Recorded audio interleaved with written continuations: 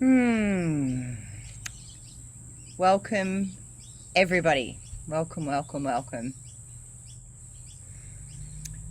Just want to drop us into this space, take a moment to breathe, breathing into our hand on our hearts, and anybody that's watching, do the same thing just to settle in. And I'd also like to acknowledge the traditional owners of the lands on which we meet. For myself, it's the Quandamooka people here in Redland Bay in Queensland. And I honour the past, present, future and emerging leaders in this great land that we have the privilege to live on. Hopefully we are live in it's telling me that we are. Hopefully it's in the right group. Welcome to everybody. Welcome to those that are watching. Welcome to those that are going to be watching the replay. This is the second round table. I'm joined by two other fellow authors who in a moment I will have the pleasure of asking them to introduce themselves. The topic that we're going to be talking about today is living outside the box with neurodiversity and disability, and how that relates to the book Unapologetic and the stories that we share in the book. My name's Penny Hockings. I am an authorised civil marriage celebrant, and I'm also the creator of a program called Journey Home to Soul, which is where I offer the wisdom from my coming home to being unapologetically authentic, everything learned along the way, and I offer that to others to facilitate and support them as they take that journey. So that is me. Helen, would you like to introduce yourself? Okay, thank you, Penny. My name is Helen, and I am the owner and founder of the Enchanted Guides. I offer people Reiki sessions, psychic mediumship readings, and I've just started going into spiritual life coaching. So, yeah, that's Beautiful. it. Thank you, Helen. Thank you. Shara, would you like to introduce yourself? Hi, I'm Shara. I'd also like to acknowledge the traditional owners of the land on which I work, which are the Narrabri people. I am so many different things. I am an intuitive artist, the owner of Creative Energies by Shara. I do psychic readings, sell my art, do commission work, and I have just qualified as a holistic integrated creative arts therapist. So that's me. Congratulations on that. That's a fantastic achievement. Okay, so we've come together. We're all authors in the Unapologetic book. We all come from different backgrounds, different life experiences, and we all offer different things. However, what we all have in common is we have a connection to neurodiversity and disability. So I guess a really good place to start is, what does that mean to you personally? So, and we'll break it down. The topic is to do with living in the box with neurodiversity and disability. But I'd like to understand from your personal experience, your personal perspective, without applying dictionary terms to what neurodiversity and disability means, because I'm sure you'll probably all agree, both of those words mean so much more than a dictionary can ever define. So what, from your experience, what does neurodiversity and disability mean to you? And I'll start with you, Helen. Oh, good question. For me, look, I've got kids who are all on the spectrum, have different types of disabilities and disorders, and I've got 4 kids. And just from my experience with all of that, I would say that it's kind of hard to explain. It's like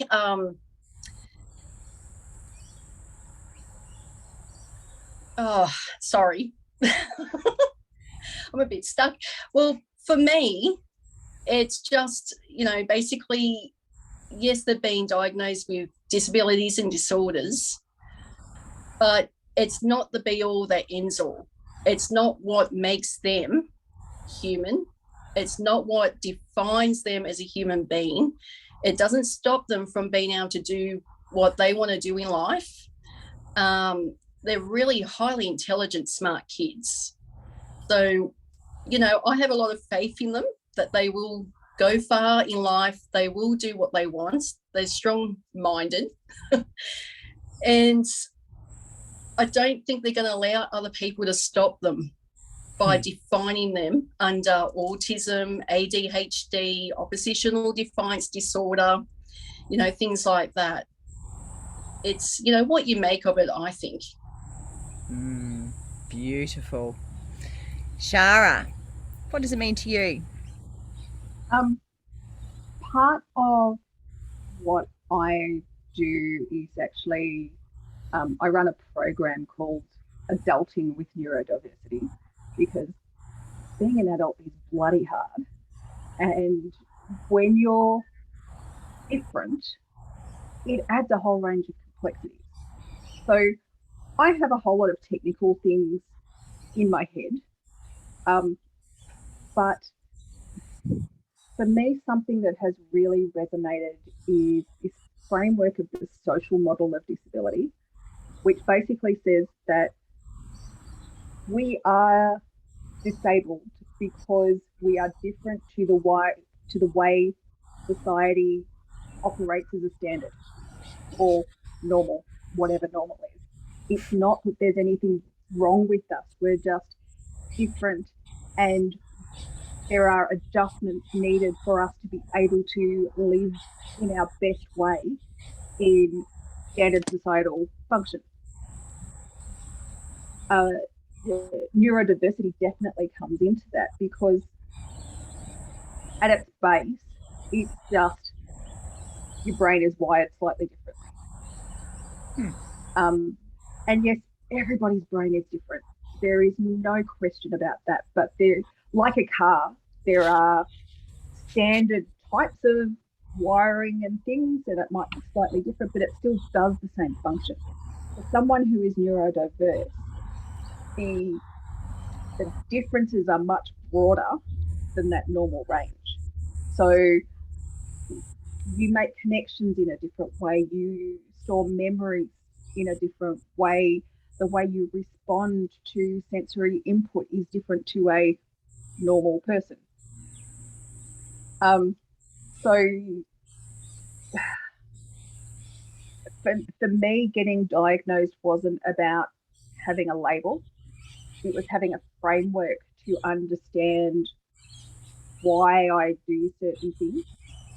And it helped me to provide better support and parenting for my 3 kids, who are all neurodiverse in different ways. So we've got autism, ADHD, auditory processing disorder. We've had tics and a whole range of different things. So that's what they mean to me. I love that. And you've actually raised a very interesting point to do with what your diagnosis actually gave you, which we'll explore in a second. So from my perspective, I have 2 children, 2 teenage boys, one of which is a very complex young man, and my greatest teacher. Both my children teach me, but my son, who is neurodiverse and who is labelled with disabilities, I make a bit of a joke that I don't know if I'm getting feedback or if someone's got their... No? I think that was my fault. I might just get you guys to mute yourself when when one of us is speaking, just so we don't get the background noise. Thanks, ladies. So he's my greatest teacher because of the journey that we've taken in understanding neurodiversity and disability. So what you were just saying there, Shara, about seeking a diagnosis late in life because it gave you the understanding and it gave you a framework to work in, I think is a really, really important thing to discuss a little bit further, because our topic is about living outside of the box of neurodiversity and disability. And for me, and I do write partly about this, my chapter in the book is actually about labels and the labels that I took on throughout my life, and how I took on, because of that framework and that criteria within each of those labels, I took on them as my false identities. And one of them is a special needs parent, because it's been a massive part of my journey, understanding my son. It's also, unapologetic, and the reason why I wanted to write a chapter in this book is because I think watching my son and watching his older brother and even myself as his mum, watching how boxes are put around my son, his older brother, my family. So those boxes are put around us because it does give that framework and understanding, and people can relate. And in a medical system, that's how they know what they're working with.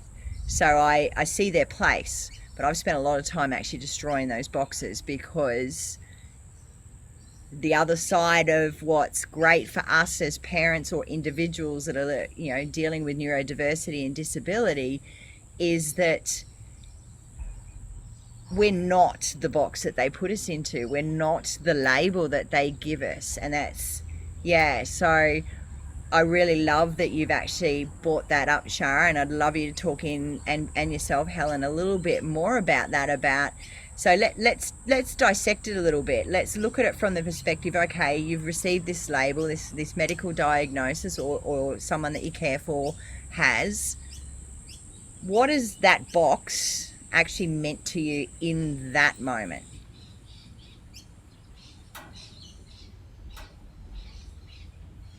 Shara, actually you'll need to unmute yourself. I can't. Hang on. Oh, well, we've lost the sound for some reason. Oh, there we go. You're back. Oh, no, you're not. All right, we might flick to Helen while you unmute. Shara, you right, Helen? Yes. I think I will choose my eldest son for when I first found out his diagnosis. So he's now 16, and he was diagnosed at 3 years of age with autism. Not long after he was diagnosed with that, I started finding out he had auditory processing disorder and ADD.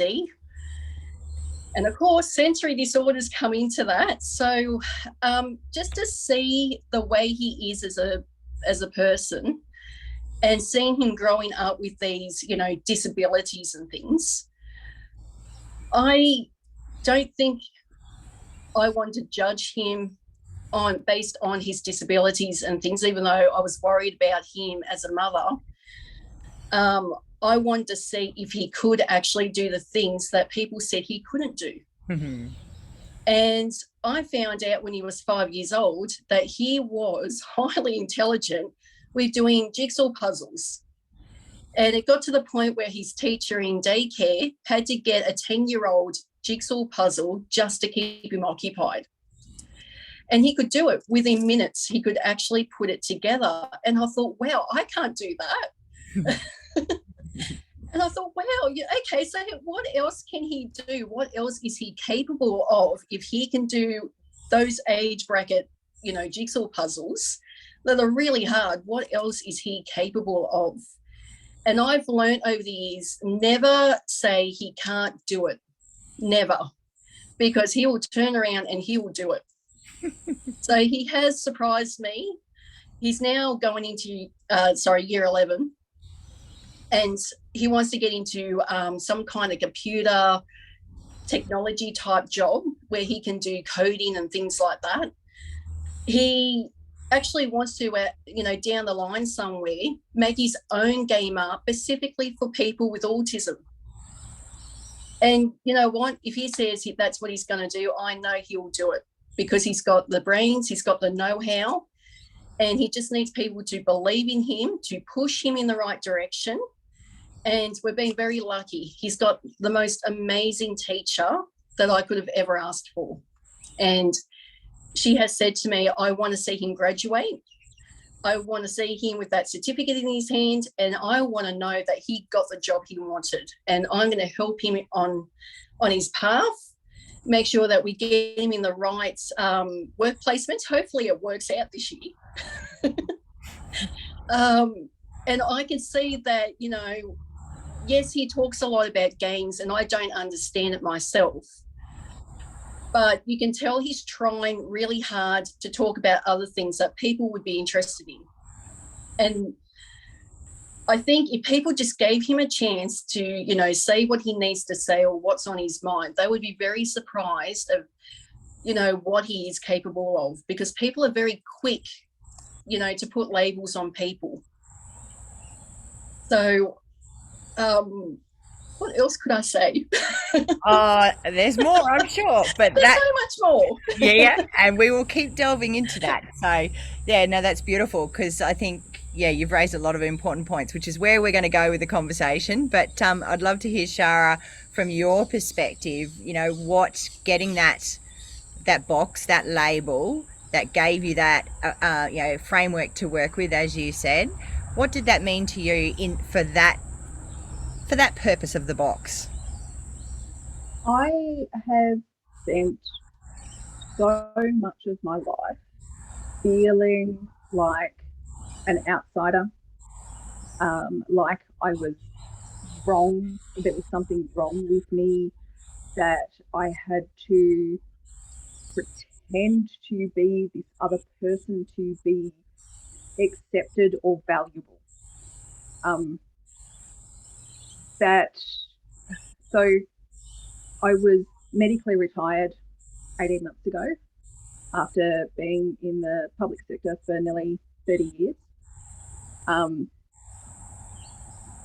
Multiple forms of arthritis, fibromyalgia, a couple of other things. I know that a lot of the trauma that I have been through has contributed to that.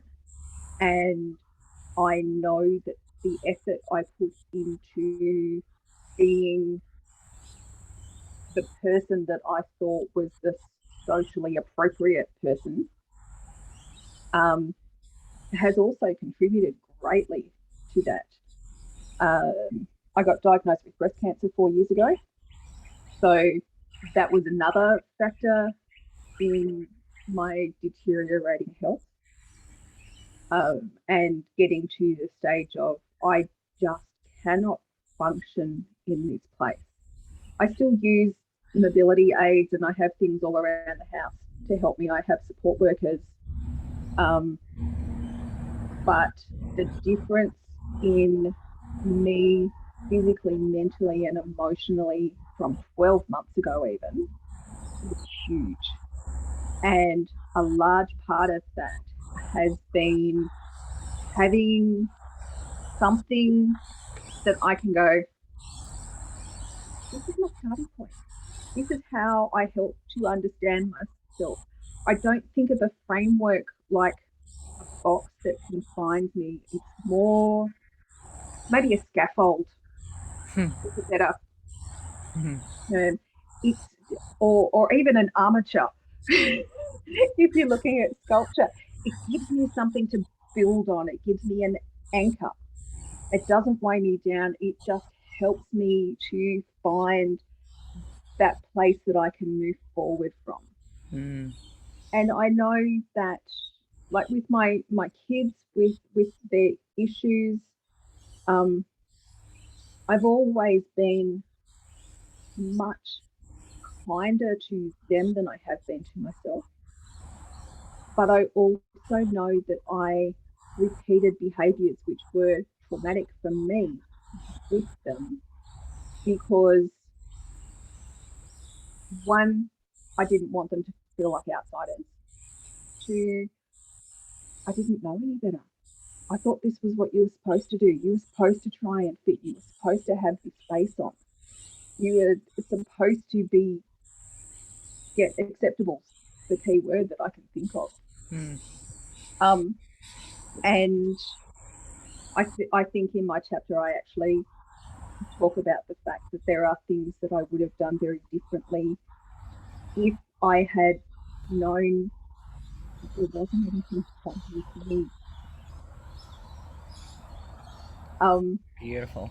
Because I don't think that there are a couple of words that I really hate. Disorder is one of them, because it's not a disorder, it's a different order. It's just a variant. And there are some that talk about some neurodiversities and other disabilities as being a type of mutation that's actually going to take civilization forward. It's the way we're moving. You look at people across history that have been neurodiverse or disabled in different ways. Beethoven was deaf, but created beautiful music. Einstein was autistic and ADHD. But some of the current people, Billie Eilish is autistic, but the music that she creates and the emotion that generates from that is so strong. Absolutely. And this is where this is very interesting, because we're if we're looking at it from a perspective of a box. And if I can just take a moment to articulate for me what it means with the box that my son has put in. And I often joke, although it's not a joke because it's true, but he has more acronyms after his name he's now 14 than the doctors that actually diagnosed him. So he's got a lot of boxes, and he was diagnosed at 4. And I was newly separated 18 months earlier from my marriage and his father. And we were on this massive journey at the time when he was given all of his boxes and labels. At the time, with my state of mind, it was great because it gave me an understanding of who he was, and it made me, oh, okay, so that's why he doesn't like this clothing, or that's why he can't go to sleep of a night without me, or oh, that's why he lines all that stuff up, or that's why he doesn't talk to people that I introduce him to. So it gave me that, you call it a framework, it gave me the understanding of who he was, and so therefore changed. It was a massive learning curve for me to parent him. But because there was this box that, on terms that I knew nothing of, I was like, oh, okay. So I had a starting point. But you also raise, and you both raise some really, really important points. So that I want to explore further, if we flip it to the other side. So there's that's the good thing about the box. But the reason I've spent a lot of time undoing the boxes, destroying them, my favorite saying is, instead of thinking outside of the box, get rid of the box. And I applied that across my life in a lot of areas. So I'm not a fan of the boxes, although I can see their purpose. But the other side of it is these boxes, and in different ways you've already both talked about this, and I want to explore it further. What limitations have those boxes either you placed on yourself or society has placed on you?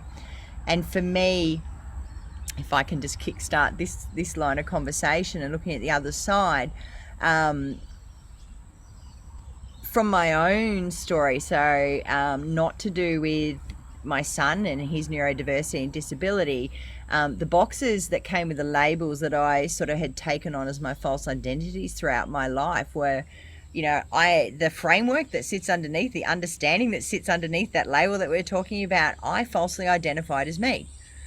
And as a result, wasn't being unapologetically authentic even remotely, and actually had no idea who I was. For my son, I have seen him be discriminated against in education settings.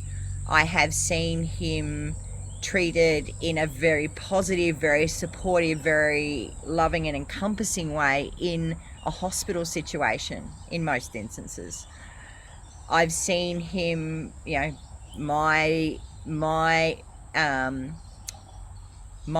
and father and my sibling don't have anything to do with my son or my family.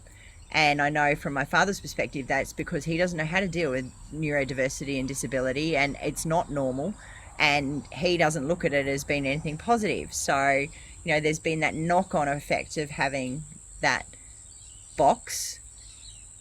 So I've seen a lot, and I've seen a lot of difficulty, and in that I wasn't operating in an authentic way, and I wasn't allowing my son to operate in an authentic way. And I think, Helen, you spoke so beautifully about your son and how it's about lifting, you know, him being whatever he wants to be. And that's where I'm at now, I'm really pleased to say. But those boxes actually kept me very nervous as a parent, very constrained, and it also was the cause of a lot of discrimination and a lot of hurtful stuff for my son, where he couldn't be himself. He didn't feel like he could be himself. So I want to explore that a little bit further, because I do know both of you, and in your stories you talk about this side of things. So let's go there. Helen, do you want to go first, or Shara? Oh, yeah, okay. No. You go, Helen. Oh, okay.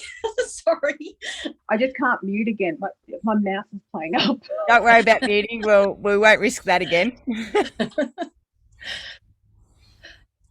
No, I can understand where you're coming from with that, Penny, because when Nicholas was really young and he was first diagnosed with autism, all I kept thinking to myself was, holy crap, what do I do? You know, how am I supposed to take him shopping? Because the one thing he would do is scream and scream. And I didn't understand what autism was because it wasn't really explained to me. It was just from my experiences with my son. So I had to do a lot of Googling and talk to other parents going through the same thing. And he would scream and scream. And it didn't occur to me at the time, it was the bright lights in Woolworths. It was the noise of people, of the checkout machines and things, just everything going at once, because he has very sensitive hearing. It can be a good thing and it can be a bad thing for him. It can be very uncomfortable for him. So I was thinking to myself at the time, well, you know, how do I go about my daily routine if I can't take him shopping because he's screaming and people are making horrible comments about my parenting? I even had people tell my ex-husband, because like yourself, Penny, prior to finding out that my son had a diagnosis of autism, my marriage broke off. So I was a single mother. And that was something else I found extremely difficult on top of everything. And I was trying to do my absolute best for Nick, but then you have people who don't know you, don't know your child, don't know what you're going through, who would see your child jump out of the trolley at a walkway where cars were coming and going through. He would jump out and run through the car park, and he was fast. And so I would have to just drop everything, run after him, grab him, go back to my trolley. People are beeping and yelling really rude things. And he's still screaming. And I literally had to drag him and drag my trolley. And people would be like doing this at the Woolworths windows and pointing. And I thought, wow, this is so disgusting. I'd never do this to anybody who I could see was struggling. I would have gone over to that mother and said, hey, would you like me to push your trolley to your car while you pick your son up or your daughter up? I wouldn't have pointed and stared and made rude comments. It was really difficult seeing people, adults, you know, carrying on and acting like that towards a 3-year-old. And I would get these horrible little comments. Oh, he's not toilet trained. It's the mother's fault. And he wasn't toilet trained till he was 4 years old. When he went through primary school, it was the worst 6 years of his life. And he was severely bullied. And I'm not kidding. The bullying was so bad that one day in front of parents picking up the children. Oh, we've lost your video. There you go. You're back. Sorry. I don't know what happened then. So one day when people were picking up their children, they seen this big kid pick my son up over his head and dropped him on concrete, and then saw him kicking my son. And the parents didn't stop to help my son. They just walked past. And when I found out, it was the day after I seen my son with bruises and scratches. And it was a horrendous night with him. I didn't know what was wrong. He wouldn't speak to me. He would just scream and throw things. So when I found out, I put my foot down with the school and I said, you know what, I'm sick of my son being bullied. You know, maybe you should look at getting a speaker into the school, someone who's got autism, someone who can actually talk to all the kids about why there's nothing wrong with kids like my son and why they need to stop bullying children like him, why, you know, there is a lot of suicides and things as the kids get older from severe bullying. I literally had to be at my son's classroom 15 minutes before bell time to make sure this kid didn't follow him and beat up on him, because nobody would help him. So I've seen some really ugly things that my son went through, and it took him a really long time to try and get past it. He just lost trust and faith in people. And it still takes him a long time to get to know people. Yeah. Thank you for sharing that, Helen. Yeah, we're going to keep, I want to get Shara, do you want to add to that, and then we're going to come back to this, what we're talking about? So much of that is familiar. My youngest child, who is now 19, is autistic and ADHD, but inattentive ADHD. So didn't show the normal signs that people were looking for. It's one of the brightest, most creative people that I have ever met. Primary school was hell.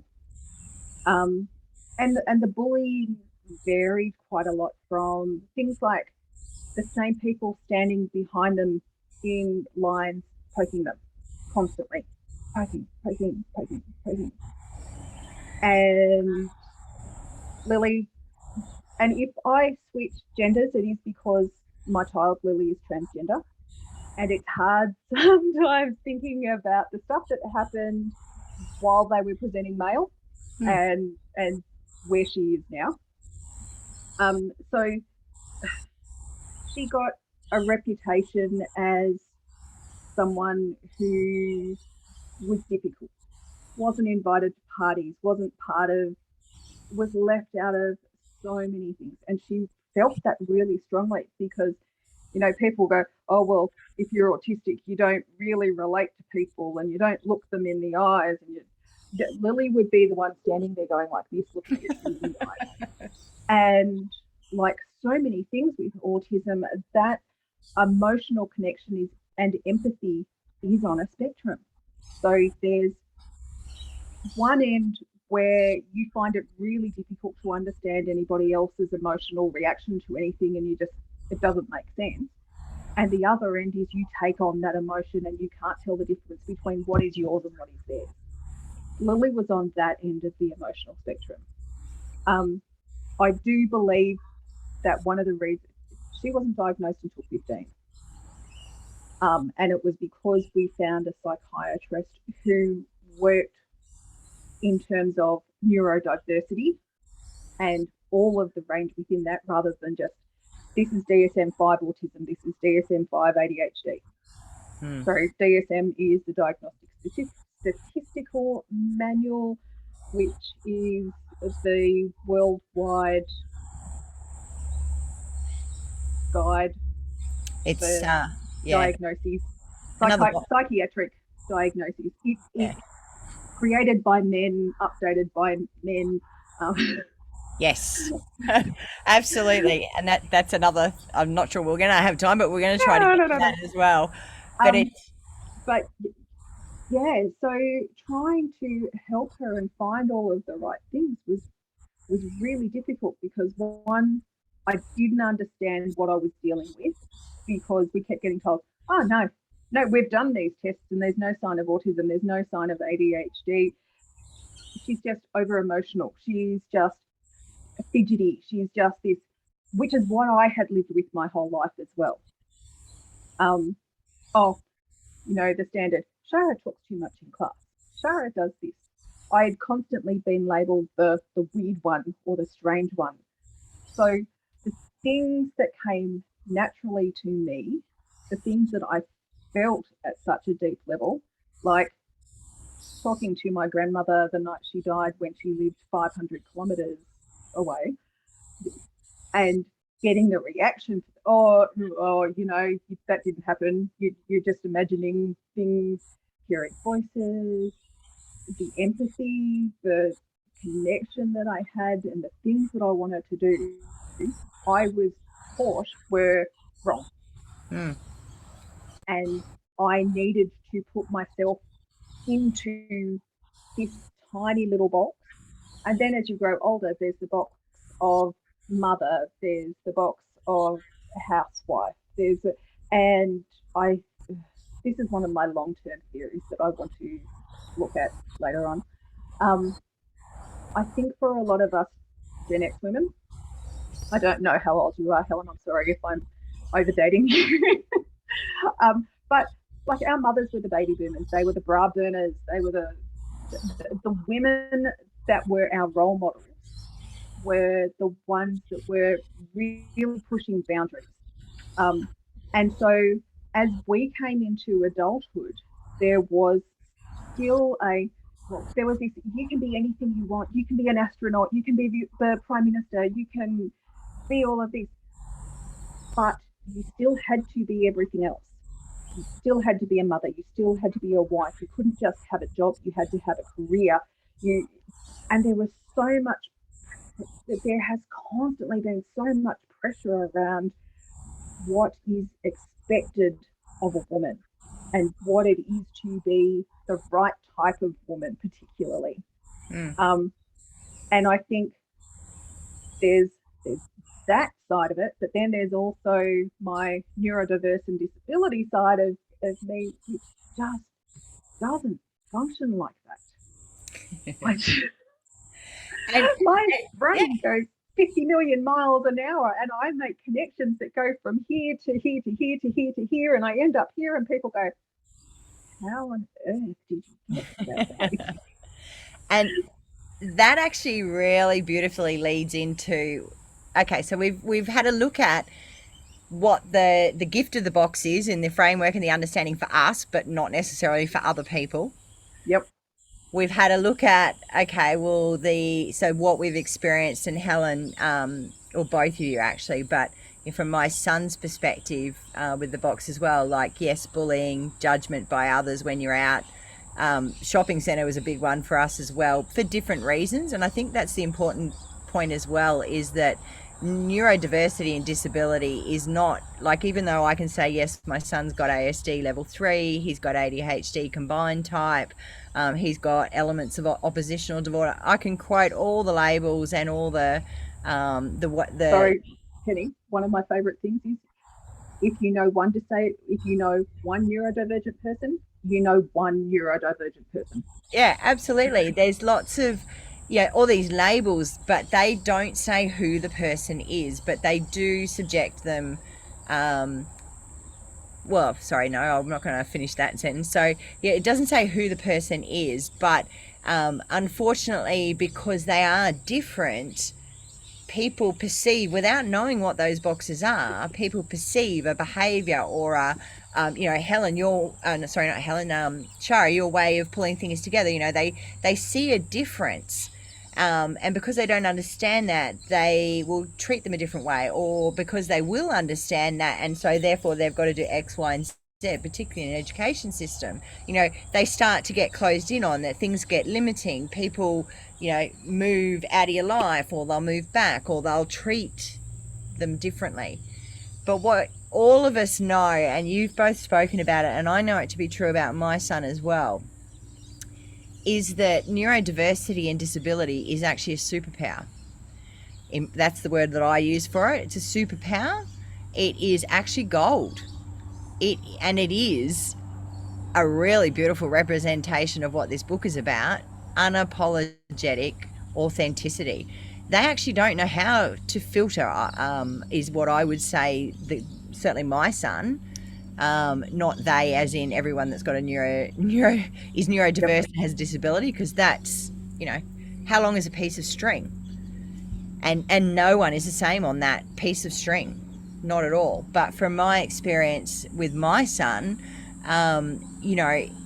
allowing him to be himself and adjusting our lifestyle. He had a horrible time at primary school as well, and I pulled him out of I tried 2 different types of schools and then pulled him out to homeschool him, and he's only going back this year to a special school because he wants to. But so, we make these alterations in our life, whether it's us with a disability or the people that we love, disability and neurodiversity. But what about the good stuff? And like I've heard you both talk about, in relation to you, specific, really good, amazing qualities that make you unique or make your child unique. And I know my son has it. I call him my people radar. He is the best judge of anybody, and he doesn't have to say a word. It's how he behaves towards me and with me, and I know something's not quite right because of his sensitivity and what he feels in his body. And he can articulate it to me. It doesn't always come straight away. So what I want to look at now, share, like, in the context of being authentic and unapologetic, and in the context of the gold that neurodiversity is, the superpower, what's your experience, Helen? I would say with Nicholas, just like with your son, he has a radar on. I used to call it his alarm bell. Because back when I went through my divorce and everything, I wasn't in the best mind frame. It took me 2 years to get past. And during that time, people I'd known for quite a few years, he would scream when they would come near him. And I thought, gee, this is really weird. Like, why is he screaming at them? But somebody else would come along and he wouldn't scream, he'd stay calm. And I realised, oh, okay, that person isn't to be trusted, and he's screaming because he doesn't want that person coming near us. And one day he actually said to someone, you can go away now. Beautiful. Love it. So he's very straightforward, and he doesn't care what he says as long as he says what he's thinking and feeling. Mm-hmm. So I felt back then, and it's still the same as well, that is one of his superpowers, is his little alarm bell is up. It's like a little radar, and he lets me know I would trust that person. And sure enough, I'll find out why I shouldn't trust that person. It's amazing. So I would say that fairly unapologetic, wouldn't you? Yes. Oh, he's very unapologetic. How beautiful. Beautiful. What about you, Shara? There's a lot of it. I really relate to that alarm bell with all of my kids and for me. The problem for me was that because I had been through sexual assault as a child, I didn't trust some of my alarm bells. When I started thinking about what it was and why I was reacting to people, it was like, well, is this just because I've been through this? But it wasn't, because I've been doing it for my whole life. In terms of the gold from neurodiversity, my creativity, my willingness to look at alternatives, to find different ways to do things. I've worked for quite a while as a change manager in the public service, and it was organisational change management. So it was about the people impact of change, and doing that, being able to connect with people and find what it was that they were concerned about, and how we could flip the script and get to the right point for them, just made me feel like I was actually doing something that was worthwhile. I worked on public policy and implemented a whole lot of programs around access to mental and physical health in rural communities. And because I'd grown up in rural communities, but also because I thought differently, I was able to look at not just the things that had been done, but all of these different options. And I love using words, I love writing, I love expressing, but I also love finding different ways to express myself. And I started doing this holistic counselling stuff because when my kids were going through a lot of issues, the traditional therapy techniques didn't work for them. They would basically get kicked out, discharged from services because they weren't connecting. Yeah, they're not connecting because you don't know how to connect with them. You don't know how to engage them. You don't know how to understand what they're saying. So I wanted to find other ways that made sense to me about how to do that type of stuff, because I don't want other people to go through most of the shit that I've been through. I think that's a very beautiful point. Hard journey to get to that point.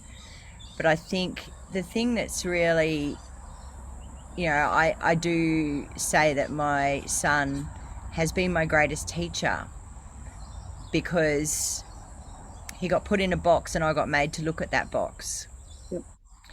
And then thinking that I was doing the right thing, because that's what society encourages, boxes and labels, and we often go along so willingly with those boxes because we want to be loved, we want to fit in, we want to be accepted, we want to be we want to be part of the community, or we want assistance, or we want support. There's a lot of different reasons why we sort of just take those boxes and accept them.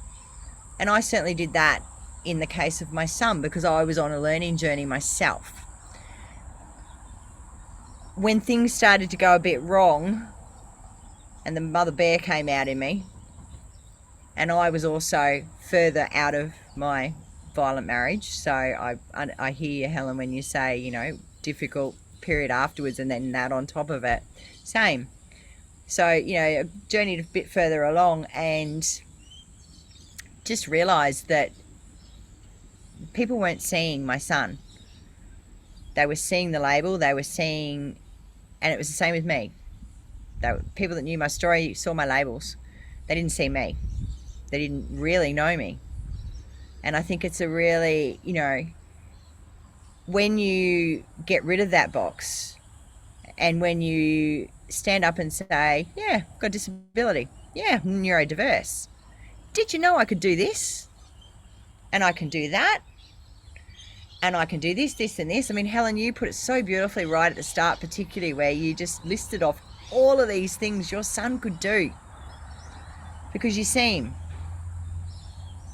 You see your son. And for me personally, that's why living outside of the box is so critical, because the person that gets put in that box to get that initial framework and understanding is not the box. They're as unique an individual as every single normal person on the world. And I think the greatest gift we can do, and I know both of you through the work that you're doing, and certainly through the work that I'm doing as well, and I'll let you speak about it in a sec, we are encouraging people to be themselves, regardless of what that looks like. Because the challenges that we've faced or seen others face, because of being different and neurodiverse, we see the person, not the box. That, I know, I can only speak for me, is what I'm really passionate about, and it's certainly where I'm at with both my sons. It's like, you do you, regardless of what that looks like, and I don't get caught up in the fear of what it's going to be look like anymore. I used to keep us all quite sheltered. I used to limit who could come in around me, around the boys. What I could control, I would, but I don't anymore. I won't say there's not moments I don't sleep, but they're, yeah. And as a result, I'm watching my youngest just come more and more into himself, and the home environment here with my partner, myself, and my eldest son, and obviously my youngest, that's how we all are. We're accepting. It challenges at times, but we're accepting that is who he is, and we're accepting and grateful for the wisdom that we're actually offered because my son is neurodiverse. So yeah, we just hit an hour, but I'd really love for both of you, and I know Shari, you've got something else coming up, so maybe you could start. But do you want to tell everybody that's listening a little bit about how you are working outside of the box with your superpower of neurodiversity, and what you are actually doing for others because of what you've experienced in life? So many things that I just get. Some people may say that I'm easily distracted and I just go to random things. I have so many things that I'm interested in and that I do. I have created an online program, which I talked about previously, Adulting with Neurodiversity. I'm actually switching that to a seminar series this year, and it's designed for people who self-identify as being neurodiverse, people with a late diagnosis, parents, carers, supporters of people with neurodiversity, even people in the workplace who may work with somebody who they know or suspect is neurodiverse. It's about understanding and information sharing and acceptance. When I ran the online program, I use a lot of art activities to help people focus and concentrate. I use sensory toys when I'm doing sessions because you've probably seen my hands moving around a lot and me shifting. It's very difficult for me to sit still. That just doesn't work for me. I start work at a local counselling service next week as an arts therapist. So I will be working largely with NDIS clients and giving them alternate ways to express themselves, find a release for things that they've been holding in that they can't find the words for, because the words aren't always there. And art therapies can get deeper than just the logical stuff that's sitting at the top of your head. I'm also in the process of setting up a local support group out here in my little town, where 30 to 40 k's outside of Canberra. So Canberra has a lot of resources. Our little town doesn't. So setting up I'm calling it Family Saga. So Saga is Sexuality and Gender Alliance. There's a youth saga group. I'm calling the adult one Family Saga. So it will be for LGBTIQA plus adults, as well as allies, parents of kids who are questioning, non-conforming, whatever, so that they have support and information and encouragement and can get what they need to help support their kids and themselves. Beautiful, Shara. Thank you. Helen, how about you? Okay, so I'm actually, well, I've just decided before Christmas time that I want to teach young ladies or anybody basically who's just starting out on their spiritual path to join up for a psychic development course and start learning how to use their psychic abilities in everyday life. And the reason why I decided to go with people who are just starting out is because I know what it's like when you first start out and you start realizing you have these abilities, but you don't have proper support behind you. I didn't know for a long time until I was 15 that psychic abilities runs through my family. I had no idea. My mum knew that whole time, and I'd say to her some really weird things, but I would get brushed off. And I started thinking, oh my God, am I a bit crazy? Like, why am I having these visions or these weird dreams or these like deja vu type of scenarios happening? And I just didn't understand. So it took me till I was 15 when things really started to amp up for me, to find somebody who was able to teach me a little bit at the time. And then I went, I'm really interested in this because this is a part of me that I want to know more about me because I'm really lost. And as a teenager, you're going through all the emotions and your hormones are all over the place. And when weird and strange things start happening to you and you have no answers and you start feeling like there's something wrong with you, it's so difficult not having proper support. So okay, I'm not crazy. This is something that happens to a lot of people. This is what I can do about it. So that's something I really want to help people with. It's something I wish I had in my life. And the other thing, I've only just started doing an online course actually on animal energy communication.